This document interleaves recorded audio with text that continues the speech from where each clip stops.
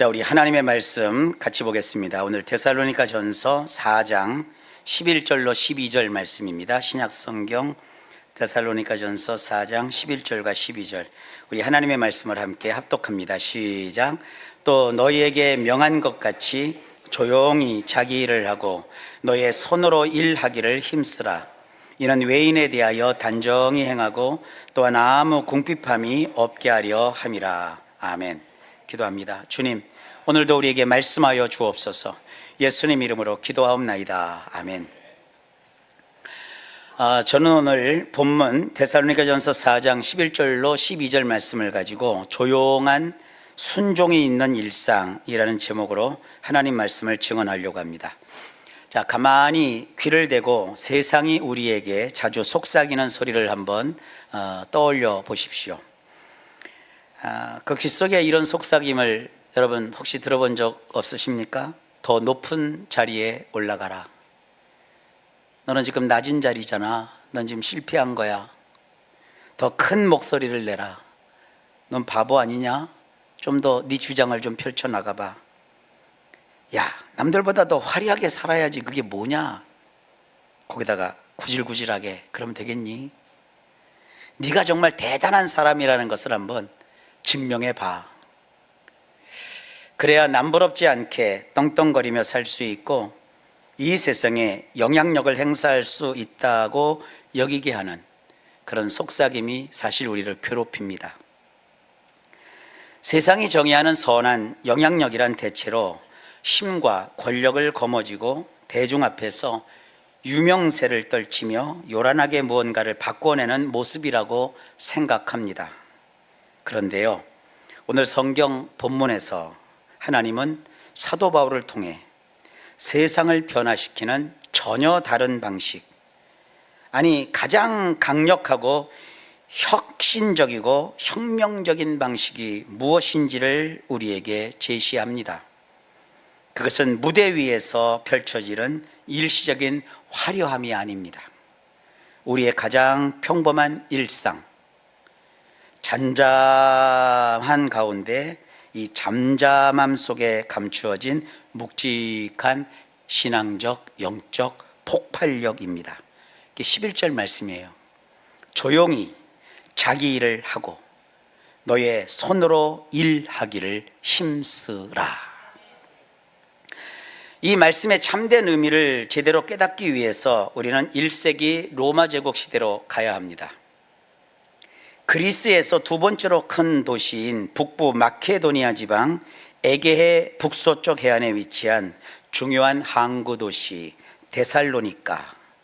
이 데살로니가라는 도시가 가졌던 독특한 역사적, 사회적 맥락을 먼저 이해해야 오늘 이 본문 말씀을 이해할 수 있습니다. 그 당시 데살로니가라는 지역은요, 궁금하시면 여러분 설교 시간에 찾아보지 말고 집에 가시거나 좀 한간 시간에 검색을 한번 해보세요. 검색명은 에그나티아 도로. 에그나티아, 굉장히 큰 도로. 이 에그나티아 도로라고 하는 제국의, 그 당시 제국의 초고속 무역을 위한 고속도로 곁에 이 데살로니가가 있었습니다. 자연 항구 도시이기 때문에 로마의 풍요를 온몸으로 누리던 그 당시 인구 20만 명에 달하는 거대한 상업의 중심지였습니다. 참고로 고대 사회에서 한 도시의 인구가 20만 명이 밀집한 도시라면 오늘날로 치면 우리나라의 인천이나 부산쯤 되는 엄청나게 큰 대도시에 해당합니다. 이 데살로니가는요, 고대 로마 제국에서 활력이 넘치고 풍요로움으로 가득했던 도시입니다. 이 거대한 도시를 움직이던 핵심적인 사회적 시스템이 있는데 그걸 패트론 클라이언트라는 표현으로 써요. 좀 말이 어렵죠? 이 패트론이라는 말은 후견인 혹은 후원인 이런 뜻이고요. 클라이언트는 뭐 요즘도 쓰죠. 고객 이런 뜻이거든요. 이 패트론 클라이언트 문화, 그 당시에 그 패트론은 귀족들이었고요, 클라이언트는 평민들인데 그것도 가난한 평민들을 의미합니다. 이 가난한 평민들은 매일 아침 후견인인 이 귀족의 집 앞에 줄을 서서 귀족에게 문안 인사를 해요. 그럼 귀족은 빵과 또 돈을 그들에게 조금씩 나눠줘요. 그래서 이 귀족이 주는 빵과 약간의 돈을 배급받아 이 가난한 평민들이 하루를 연명하는 이런 사회 시스템이 있었어요. 이게 부자 동네라 이제 그런 게 가능한 거예요. 그래서 가난한 평민들은요, 온종일 이 후견인의 뒤를 떼지어 쫓아다니며 그 세력을 과시해 주었습니다. 그러니까 양쪽 다 윈윈이죠. 한쪽은 돈 받아서 좋고 먹어서 좋고, 한쪽은 막 우르르 몰려다니니까 막 이러잖아요. 선거철 되면 그런 거 많이 보죠. 또 아주 고위층에 있는 분들 혼자 안 다니잖아요. 막 우르르 막 떼거지로 몰려다니잖아요. 그러면 사람들이 야, 누가 대단한 것 같다 이렇게 느끼잖아요. 이제 그런 문화가 이 데살로니가에 있었던 거예요. 그런데 이게 이제 반대급부적으로 이로 인해서 사람들이 이제 할 일이 없잖아요. 돈도 있겠다, 먹을 것이 있는데 뭐 할 일이 뭐 있어요? 지금 같으면 유튜브라도 보고, 그죠? 어디 가서 소일이라도 할 텐데, 이때는 사람들이 온종일 광장에 모이는 거예요. 할 일 없이 거기에 모여갖고 제일 재미난 거, 남의 인생을 험담하는 거, 그리고 자극적인 소문이라는 소문은 다 퍼뜨리는 거예요. 참견하고 또 간섭하고 악담하고 마치 그것이 대단한 것인 양 막 떠벌리고 거기에 사람들이 막 동조하고 그런 분위기였어요. 남의 일에 참견하는 건 이게 천박한 삶이에요. 그리고 게으른 삶에 익숙해져 있어요. 내 손으로 직접 땀 흘려 일하는 육체 노동은 노예나 하는 천한 일로 멸시했고, 자기는 권력자 누구에게 줄을 대었다면서 그렇게 기생해서 먹고 사는 것을 창피한 줄로 모르고 오히려 명예로워 여기던 삐뚤어진 왜곡된 사회가 데살로니가의 모습이었어요. 엎친 데 덮친 격으로 이런 사람들이 모인 데살로니가 교회 안에는 신앙에 대한 박해로 겪어야 했던 심각한 환난과 핍박도 있었어요. 그리고 AD 51년에서 52년경에 몰아닥친 대지진과 자연재해로 말미암아 그 교회 안에 과열된 종말론이, 그야말로 종교적 열정주의가 번지고 있었어요. 이런 겁니다. 야, 어차피 세상 종말이 곧 올 텐데 구차하게 땀 흘려 일할 필요가 뭐가 있어? 불행한 세상에서 악인은 나와서 못하겠어. 이러면서 극단적 생각에 빠진 이들이 교회 안에 생기기 시작했어요. 이 사람들은 그러니까 생업을 팽개치는 거예요. 그리고 교회 안에 부유한 성도들을 새로운 영적 후견인을 삼아 그들에게 이렇게 저렇게 말로 막 하면서 호리면서 구걸을 하고 무의도식하기 시작했습니다. 이 집 저 집 기웃거리며 무질서하게 행동하고 남의 참견만 하던 이들은 결국 이웃과 교회에 경제적 큰 짐이 되었고, 더 나아가 세상 사람들의 조롱거리가 되어서 오히려 복음의 전파, 복음 전도의 문을 가로막고 있었습니다. 이런 천박하고 소란스러운 문화 한복판에서 사도 바울은 그리스도인들이 세상을 향해 보여주어야 할 진짜 삶의 방식과 대안을 오늘 말씀을 통해서 제시하는 거예요. 바울은 말합니다. 또 너희에게 명한 것 같이 조용히 자기 일을 하고 너의 손으로 일하기를 힘쓰라. 여기서 힘쓰라는 대목을 원문으로 보면 야심을 품으라, 명예를 구하라, 이런 뜻을 가진 단어입니다. 이런 성경 원문의 의미를 살려서 다시 이 11절 말씀을 재번역하면 이렇습니다. 내가 너희에게 명령한다. 너희는 조용하기를 야심차게 추구하라. 이런 뜻이에요. 이해가 잘 안 가잖아요.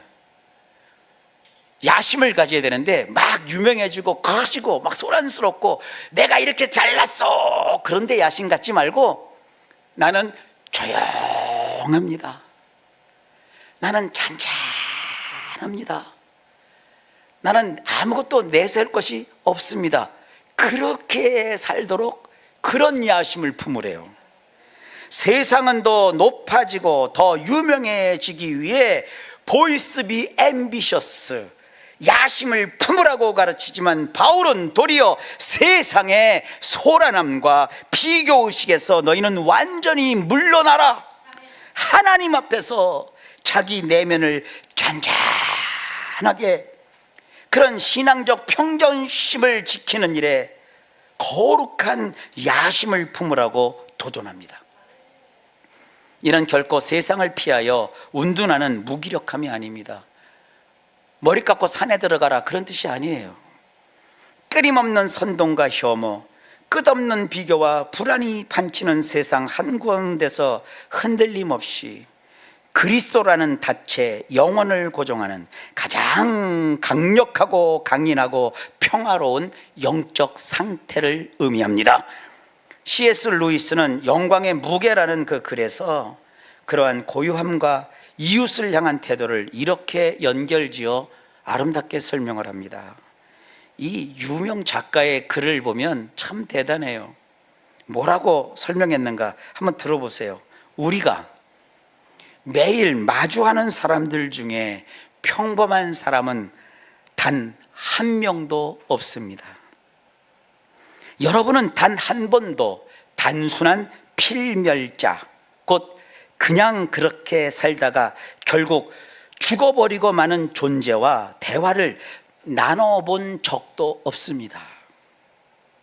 국가, 문화, 예술, 문명 같은 것들은 언젠가는 사라질 유한한 것들이지만 우리가 서로 농담하고 함께 일하고 결혼하고 부딪히는 이 사람들은 영원히 존재하는 불멸의 존재들입니다. 불멸하는 그들은 두 가지 운명입니다. 하나는 영원한 영광의 존재이거나 아니면 끝없는 비참에 빠질 존재들입니다. 참 대단한 얘기예요. 이처럼 다른 사람이 가진 잠재적 영광과 영원한 가치를 깊이 인식하는 사람만이 이 세상의 시끄러운 소음 속에서도 흔들리지 않는 평정심을 유지할 수 있습니다. 가정에서도 마찬가지예요. 여러분, 남편을 보실 때 어떻게 보세요? 아내를 보실 때 어떻게 보세요? 남편 속에서 그가 가진 하나님이신 잠재적 영광이 혹시 보입니까? 그 속에 들어있는 영원한 가치, 그런 걸 혹시 여러분 알아차린 적이 있으십니까? 그러면 그 가정에 시끄러운 소음이 없어요. 얼마나 소중한 사람인데요. 얼마나 귀중한 사람인데요. 여러분이 정말 애지중지 사랑해서 낳은 여러분의 자녀, 여러분 자녀가 가진 잠재적인 영광 혹시 알고 계십니까? 잘 됐으면 좋겠어, 그런 거 말고요. 진짜 그 안에 들어있는 그 잠재한 영광, 그가 가진 영원한 가치, 네가 뭘 잘해서가 아니라 네가 이 땅에 존재하는 것만 해도 너무너무 귀한 가치가 있어. 너는 너무너무 소중한 존재야. 그런 가치를 인식하면 사실 부모와 자녀 간에 뭐 소란스러운 게 있겠어요? 나만 소중한 것이 아니라 나도 소중하지만 내 옆에 있는 다른 사람도 그만큼 소중하고 가치가 있다. 여러분, 그런 생각을 가지셔야 합니다. 세상 종말이 다가온다는 자극적인 소문에 휩쓸려 일상을 내팽개치고 소란을 피우는 것이 아니라 하나님께서 나에게 허락하신 이웃의 영혼을 응시하며 내면의 고요한 평화를 지키는 것, 이것이 우리가 세상에 보여주어야 할 첫 번째 복음의 영광이 아닐까요? 11절에서 바울은 영적 평정심을 구체적인 삶의 자리로 굳건하게 연결을 합니다. 뭐라고 하느냐? 자기 일을 하고 너희 손으로 일하라. 여러분, 이 데살로니가가 위치한 이 나라는 그리스예요. 그리스 하면 제일 먼저 떠오르는 게 뭡니까? 철학, 그죠? 뭐 소크라테스니 아리스토텔레스니 플라톤이니 다 그쪽 사람들이거든요. 역시 이 시대에도 유명한 그리스 철학자들이 있었어요. 그 중에 이 플루타르코스 같은 철학자가 있었는데 이 사람 말이 참 문제가 있어요. 되게 심각한 얘기를 하고 있어요. 뭐라고 하느냐면, 우리가 이렇게 살아간다. 우리는 장인이 만든 작품은 사랑하고 기뻐해야 된다. 하지만 그가 하는 육체적 노동, 장인의 육체적 노동 자체는 천하게 보며 멸시해야 된다. 이렇게 얘기를 했어요. 말도 안 되죠? 근데 이런 생각을 만약에 여러분 잘 아는 무슨 현대그룹 총수가 이런 생각을 가지고 있거나 삼성의 그룹 회장이 이런 생각을 가지고 있거나 뭐 SK 회장이 이런 생각을 가지고 직원을 대한다면 어떻게 될까요? 너희들이 만드는 제품은 세계 인류다. 너희들이 만드는 그 반도체는 이 세상 그 어떤 나라도 따라올 수 없는 거다. 봐라, 세상의 모든 나라의 휴대폰 속에 우리 회사가 만든 부품이 다 들어가 있다. 우리 회사가 생산한 디스플레이가 들어가 있다. 최고의 기술이다. 그러나 이걸 만들면서 육체 노동을 하는 너희 직원들은, 너희 일꾼들은 다 하찮은 천한 일회용품이다. 이렇게 생각해 봐요. 그럼 어떻게 돼요? 그 액정을 만들기 위해서 사람이 손을 대면 안 되는 막 화학약품을 막 써요. 노동시간을 막 늘려요. 막 재촉해요. 그래서 거기서 일한 사람들은 막 병에 걸려요. 그 화학물질에 노출되면 사람이 다 암에 걸리는데 그냥 막 녹주를 시켜요. 너희는 천하니까, 우리는 명품만 만들면 되니까. 여러분, 이렇게 하면 사회가 어떻게 되겠어요? 우린 그런 사회를 70년에도 살았고 80년에도 살았고 90년까지 살았어요. 지금은 어떻게 좀 바뀌었을까요? 우리는 최고의 건축을 한다. 그런데 이 건축을 위해서 동원되는 노동자들은 웃긴 사람들이다. 검증되지 않은 단가만 낮추면 되니까 그냥 막 겉모양만 요란하게 멋지게 명품처럼 만들어라. 노동자들의 노동의 가치를 하나도 인정을 안 했어요. 그럼 그 사회가 어떻게 되겠어요? 이딴 철학자들이 그딴 소리를 그 시대부터 했어요. 이 철학자들은요, 말만 하는 자들이 아니라 철학자들이 뭘 말을 하면 그 시대가 그렇게 철학자들의 말처럼 바뀌어요. 이런 세상의 풍조 속에서 우리 그리스도인들이 해야 될 것이 뭡니까? 이게 바울이 데살로니가 사람들에게 했던 그 마음이에요. 좀 바울의 마음을 이해를 좀 하시겠어요? 그러나 성경은 이러한 세속적 관점을 바울을 통해서 산산조각냅니다. 바울은 말합니다. 너의 손으로 일하라. 일하라라고 번역한 단어는 사실은 장사하라는 단어이기도 합니다. 이것은 나에게 주어진 실질적인 수단과 재능을 다해 세상 속에 선한 가치, 이윤을 창조해내는 힘을 의미하는 단어입니다. 종교개혁자들은 바로 이런 성경의 가르침에 기초해서 소명, 이걸 vocation이라고 해요. 직업의 소명입니다. 기독교 직업 윤리를 확립했습니다. 독일의 종교개혁자 루터가 발견한 성경 속 만인 제사장론에 따르면 거룩하신 하나님 앞에서는요, 특별히 성스럽고 거룩한 종교적 직업이 따로 있지 않습니다. 뭔 말이냐 하면 목사님이나 선교사들만 그 거룩한 일을 하는 자들이 아니라는 거예요. 목회자나 선교사의 일만 거룩하고 빌딩을 짓고 빵을 굽고 옷을 만들고 꽃을 만지는 일상적인 일은 결코 세속적인 일이 아니라는 거예요. 우리가 하나님의 뜻에 순종하는 자세로 이웃을 사랑하는 마음으로 일할 때, 좀 더 쉽게 말해서 내 사랑하는 가족들이 먹을 수 있는 음식을 만들어서 팔고, 내 사랑하는 아이들이 쓸 수 있는 물건을 만들어 납품하고, 나의 사랑하는 부모님이 편리하게 안전하게 이용할 수 있는 인테리어 공사를 하는 등 그런 식으로 할 때, 그 모든 삶의 현장이 하나님이 함께하고 하나님이 거하시는, 하나님이 임재하시는 가장 거룩한 성소가 됩니다. 세 명의 석공 이야기라는 아주 유명한 예화가 있어요. 어떤 순례자가 돌을 깎고 있는 세 명의 석공에게 각자 묻습니다. 당신은 지금 무슨 일을 하고 있습니까? 당신은 지금 무엇을 하고 있습니까? 물었어요. 그러니까 첫 번째 석공은 바쁜데 이런 걸 물어봐, 퉁명스럽게 지금 보이지 않소, 돌을 깎고 있어 하고 답변을 했어요.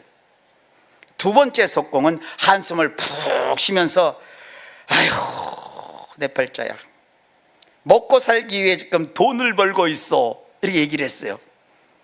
그러나 세 번째 석공은 그 말을 듣자 얼굴에 빛을 띠며 이렇게 고백을 합니다. 저는 지금 하나님의 영광을 위해, 그리고 그분의 백성들이 예배할 아름다운 성전을 짓고 있습니다. 오늘날 우리에게도 똑같은 질문을 한번 던져볼까요? 당신은 지금 무엇을 하고 있습니까? 여러분 그저 단순히 밥벌이 하고 계십니까? 아니면 하나님께서 허락한 거룩한 처소인 일터를 지어가고 계십니까? 뉴질랜드에서 목수일을 하고 있는 이 토니 포스투마라고 하는 그리스인이 계신데, 이분이 참 멋진 얘기를 남겼어요. 이 사람은 평생 현장에서 목수일을 하면서 그가 이런 고백을 하는 겁니다. 예배는 주일에만 드리는 것이 아니더라고요. 월요일 아침 일터로 나갈 때 우리는 단 한 분의 관중이신 하나님을 바라보며 일해야 하더라고요. 우리의 정직하고 성실한 노동 자체가 곧 하나님께 올려드리는 가장 아름다운 예배이더라고요. 바울이 이토록 영적 평정심을 유지하며 손으로 일하라고 강력하게 명령한 두 가지 궁극적인 목적이 무엇일까요? 그것은 바로 세상을 압도하는 그리스도인들의 세상을 향한 선한 영향력과 맞물려 있습니다. 첫째, 불신자들 앞에서도 부끄러움이 없는 단정한 품위를 지키기 위해서 우리는 평정심을 유지할 줄 알아야 됩니다. 본문은 말합니다. 이는 외인에 대하여 단정히 행하고 라고 말합니다. 여기서 외인은 안 믿는 세상 사람을 가리키고, 단정히 라는 말은 품격이 있다, 정직하다, 예의 바르다, 이런 뜻입니다. 우리가 세상 속에 보여주어야 할 참된 신앙인의 모습은 요란한 종교적 구호나 무례하고 독선적인 태도가 아닙니다. 세상 안 믿는 사람들과 섞여 살아가는 일상 속에서 상식적으로 행동하고 정직하고 예의가 바르며 맡은 일에 탁월함을 보여주는 겁니다. 앞에서 언급했던 C.S. 루이스라는 기독교 작가는 기독교 변증에 있어서 이 일터에서 가지는 탁월함에 대하여 아주 놀라운 통찰력으로 이렇게 얘기를 했습니다. 우리에게 필요한 것은 기독교에 관하여 설명하는 얄팍한 소책자들이 아닙니다. 가로 열고 전도지 나눠주면서 예수 믿으라, 이 정도 수준이 아닙니다. 정작 세상이 필요한 것은 기독교적 가치관이 내면에 깃든 전문 분야의 가장 탁월한 도서들입니다. 만약 세상 사람들이 역사, 법률, 과학, 비즈니스 등 어떤 분야에서든 최고의 책을 찾고자 할 때 그 저자가 항상 그리스도인이라는 사실을 발견하게 된다면 세상은 복음 앞에 깊은 도전을 받게 될 것입니다. 저는 이 설교를 준비하면서 떠올랐던 성경이 하나 있어요. 여러분, 성경에서 죽으면 죽으리다, 그 유명한 여인 한 명 있죠? 왕비 에스더. 에스더를 보면 거기 놀랍게도 하나님의 하자 한 글자가 안 나와요. 이스라엘 말로 하나님을 가리킬 때 엘이라는 단어를 쓰기도 하고 야라는 단어를 쓰기도 하고 야외 혹은 여호와라는 말을 써야 되는데, 에스더는요 하나님이 한 글자도 안 나와요. 그런데 에스더만큼 하나님의 구원에 대해서, 하나님의 능력에 대해서 가장 강력한 정확하게 포함하고 있는 성경이 없어요. 왜냐하면 에스더의 맨 마지막에 불임절의 기원이 나오거든요. 거기 보면 이스라엘 사람들을 한날 한시에 다 죽이려고 하는 그런 음모를 꾸몄던 자가 완전히 처형당하는 장면이 맨 나중에 나와요. 그래서 그날 이스라엘이 구원을 받은 날을 기념하는 거거든요. 누가 그 일을 하셨을까요? 하나님이시거든요. 엄청나게 이스라엘을 구원하는 구원의 역사가 에스더에 가득 차 있어요. 근데 하나님이 한 번도 등장을 안 해요. 뭔가 오지 않습니까? 전문 서적을 냈는데 태초에 하나님이 천지를 창조하셨니라. 아니 과학 교과서에 막 태초에 하나님이 천지를 사용하셨다.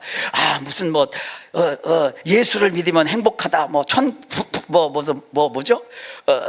예수 찬당 불신조 그런 게 써 있으면 그게 과학 교과서입니까? 창조론은 이렇다면 그게 과학 교과서냐고요. 적어도 노벨 물리학상을 받은 그 과학자가 막 그 책을 쓴 거야. 야, 이런 전대미문의 과학 대학 이게 교재가 그 노벨상을 탄 그분이 있었대? 그러더니 막 검색을 해보니까 이분이 뭐니까 주함께 교회 평신도야. 교회 와서 막 동영상을 딱 봤더니 교회 맨 앞자리에서 목사님이 설교할 때마다 아멘 하면 해. 세계적인 석학인데, 근데 그분 책에는 예수의 예자도 없고 하나님의 하자도 없어. 근데 거기에 모든 세상의 물리학자들이 고개를 숙여야 될 어마어마한 이론이 그 사람의 책 속에 다 담겨 있어요. 티도 하나 안 내. 그리고 그분이 서문에다 써요. 이 책이 과학을 사랑하는 분들에게 도움이 되기를 바랍니다.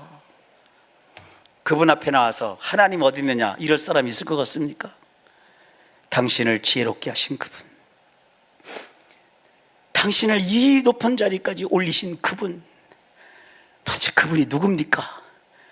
그러면 그분은 설명하지 않아. 제가 홈페이지 하나 알려드릴게요. twm.or.kr입니다. 그런 거예요. 그런 원리예요. 이해하시겠죠? 잠언 22장 29절에 이런 말씀이 있습니다. 네가 자기 일에 능숙한 사람을 보았느냐? 이러한 사람은 왕 앞에 설 것이요 천한 자 앞에 서지 아니하리라. 저는 기도합니다. 여러분 자녀들을요, 신앙 좋은 자녀 그거 걱정하지 말아요. 실력 있는 자녀, 전문적인 지식이나 능숙한 삶을 살아가는 자녀, 자기 일에 정말 정직하게 살아가는 자녀, 그것에 관점을 두시기를 바랍니다. 내 자녀가 교회 너 말이야, 너 1년에 52주 된 말이야, 너 교회 말이야 한 주도 안 나가냐? 네 안에 있는 하나님이 어디 있냐? 그러면 자녀가 슬퍼요, 괴로워요. 자녀는 힘들고 어려울 때마다 하나님을 늘 찾거든요. 그러니까 우리 성도님들 좀 생각을 좀 많이 바꿉시다. 내 자녀가 자기 일을 하는지, 내 자녀가 정말 자신의 삶에 능숙해지려고 애를 쓰는지 그 일에 대해서 박수 쳐주고 기대해주고 네 옆에 내가 있어, 내가 응원해 줄게, 그렇게 살아가는 여러분 되시길 바랍니다. 그래서 여러분 자녀가 자기 일에 능숙한 사람이 되어서 이런 사람은 왕 앞에 선대요, 천한 자 앞에 서지 않는데요. 그렇게 되는 자녀 되시기를 주의 이름으로 축복합니다. 그리스도인들이 일터에서 정직함과 타협 없는 최고의 전문성을 보여줄 때 세상은 우리의 삶의 뒤에 계신 예수 그리스도를 비로소 주시하기 시작합니다. 둘째, 우리가 평정심을 유지하며 내 손으로 일해야 되는 이유는 구차하게 의존하는 결핍의 삶에서 벗어나 아낌없이 섬기는 넉넉한 삶을 살기 위함입니다. 본문은 말합니다. 또한 아무 궁핍함이 없게 하려 함이라. 여기서 궁핍함이 없다는 것은 단순히 결핍이 없다는 것을 뜻하지 않습니다. 이건 이런 뜻이 있어요. 서비스를 공급하다, 쓸모가 있다, 이런 뜻으로 쓰이는 단어입니다. 성경이 가르치는 노동의 목적은 단순히 내 배를 채우는 1차원적인 행위를 넘어섭니다. 스스로의 경제적 책임을 성실히 다해 타인에게 짐이 되지 않을 뿐만 아니라 나의 정직한 노동을 통해 얻은 넉넉함으로 고통받는 이웃과 사회를 섬기는 존재 자체로 유익하고 쓸모있는 사람이 되라는 영광스러운 초청입니다. 실제로 있었던 일입니다. 호주의 어떤 신실한 백인 목사님이 겪은 일이에요. 이 목사님의 어머니는 젊은 시절 남편의 사업 실패로 극심한 가난을 겪으셨어야 됐어요. 그 시절의 자녀들을 키우기 위해 온갖 거친 육체 노동을 마다하지 않으셨습니다. 평생을 그렇게 고되게 일하시다가 보니 어머니의 손은 마디마디 굵어졌고 휘어졌고 또 류마티즘 관절염을 알아 남자 손보다 더 크고 험한 모습으로 변했습니다. 생활에 좀 여유가 생겼어요. 그러자 이 어머니가 대학교 식당에 가서 배식 봉사를 하시는 거예요. 그랬더니 이놈의 철없는 대학생들이 인터넷 게시판에다가 SNS에다가 이런 글을 올린 거예요. 배식하는 아줌마의 기괴하고 흉측한 손을 보니 밥맛이 떨어진다. 이런 무례한 글을 올렸어요. 그러나 그 상처 입은 마디 굵은 어머니의 손을 바라보면서 목사님이 눈물이 나는 거예요. 목사님이 이런 고백을 남겨요.